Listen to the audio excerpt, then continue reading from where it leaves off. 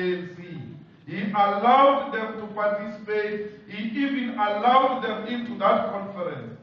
And he thought Dr. Zuma, because he was the president and they were young, he thought they were going to be rejected. He said, bring your program of action here, Madiba. Let's see between me and you who the branches will choose. Branches chose the program of action of Nelson Mandela. And the branches in the same Congress removed Dr. Zuma and elected a new member of the ANC, James Moroka. There is an argument that actually he was not a member. But Walter Sisulu says, no, I paid for his membership at the door.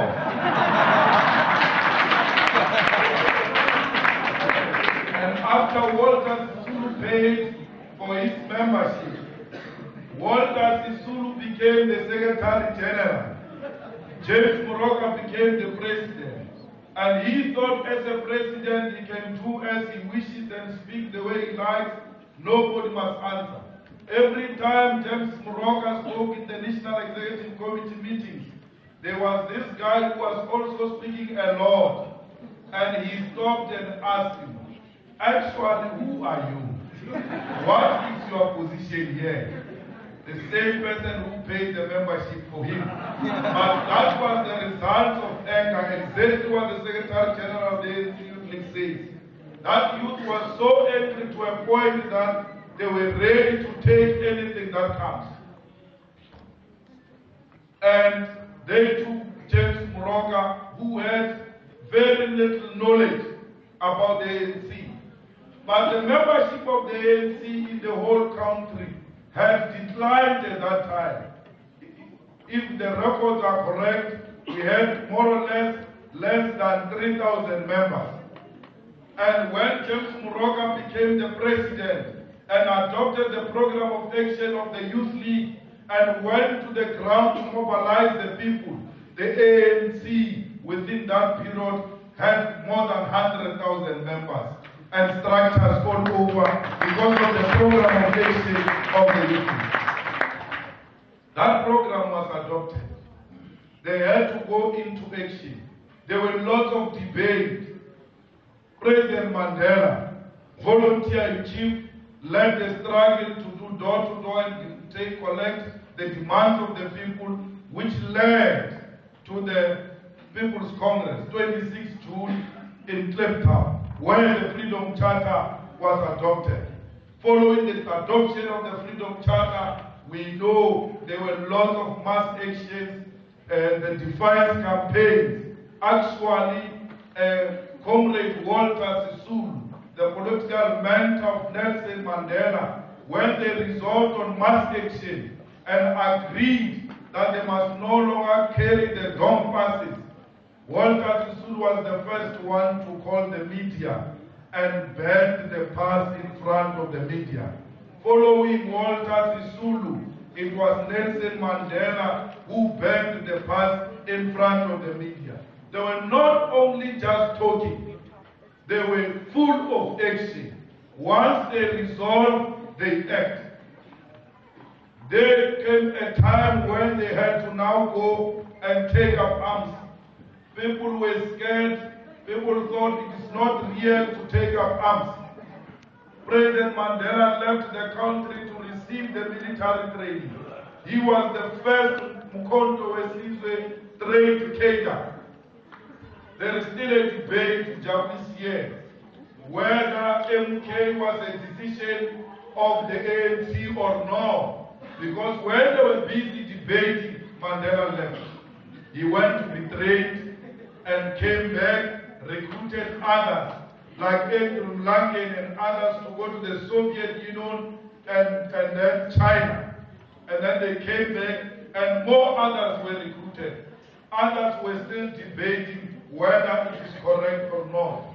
When we got into the trenches and showed the enemy our determination to fight, and our struggle was beginning to be recognized internationally as a serious struggle against apartheid, which was declared a crime against humanity by the United Nations as a result of the adoption of the program of action. President Mandela was told in one of the ANC meetings that you are too adventurous. You like things, you like talking, you don't know what you are talking about. It will never happen. But President Mandela also told them then that I'm going to be the first president of a democratic South Africa. But again, you are dreaming. The same things you are telling you all the time. You are starting. President Mandela was not this praised individual, praised by everybody, including rationalists. First, President Mandela, during his young ages, he used to disrupt the meetings of the Communist Party. He was a well-trained boxer and used to engage also differently in